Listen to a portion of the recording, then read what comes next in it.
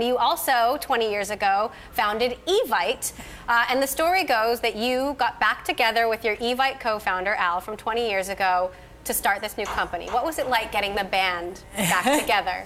So, yeah, Al and I started Evite over 20 years ago, and we've stayed super close friends since. And when we were thinking about starting a company, what we really wanted to think about was an area that we were both passionate in, and health and fitness was definitely that. So you could have done anything. Why fitness? So whenever you're starting a company, I think there's a few factors that come into play. Number one, is it something you're personally passionate about? Number two, is the market big enough? And number three, can you create disruption? And health and fitness was something we were very personally passionate about. As you and I both know, unfortunately 2 years ago, Dave, my founder and CEO of SurveyMonkey, passed away. And for me, that was motivating to start thinking about how can I use tech to change health and wellness. The second piece is the market, which you already covered. There's $30 billion a year spent on gyms, and most of that goes unused.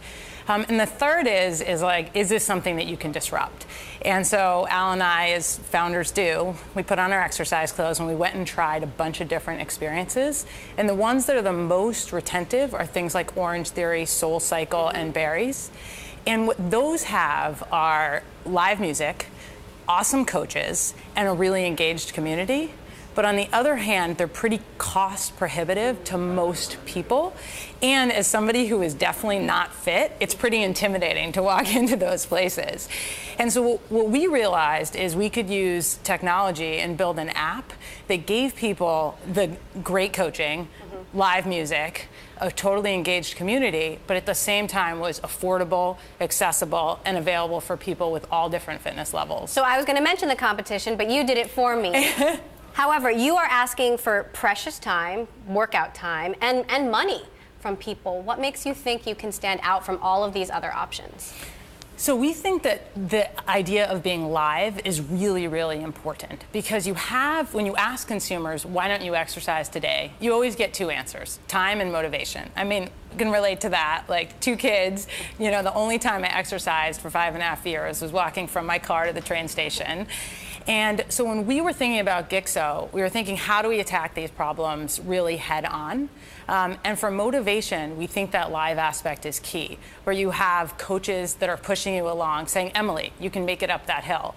And you have this engaged community where people can encourage each other and support each other during the class. And then the convenience is key. I mean, there was a research article the New York Times put out, and they said that even if you're 2 miles closer to your gym, you're more likely to exercise. We are trying to bring, through the mobile phone, that convenience with you anytime, anywhere. I mean, I did a 15-minute class this morning before my kids woke up. Amazing. How are consumers and millennials, though, changing how they work out? Is this what they want? So we think that we do target a pretty broad demographic. We're not just focused on millennials. I mean, we have in our beta test, it's been a lot of professionals, moms, people that are busy. With millennials, the pieces that they do enjoy are the community aspect and some of the classes that are a little bit more competitive.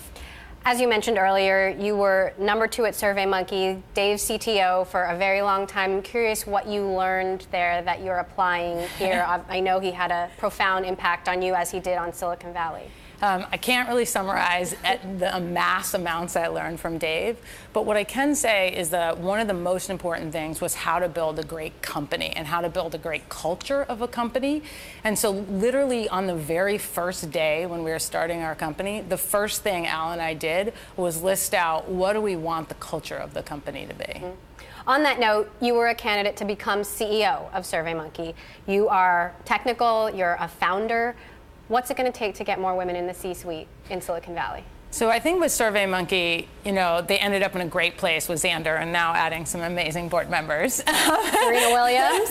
And so, but I think that if you think about the problem in general, there is no question there's not enough women in the C-suite, there's not enough women on boards.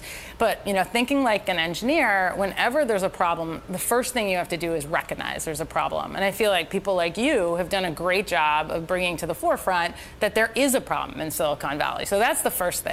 The second thing is, how do you solve the problem? And, I can't answer that for everybody. I mean, for myself, that's part of the reason that I'm, building Gixo. I want to build a great company that inspires other women to be founders and that we can do it.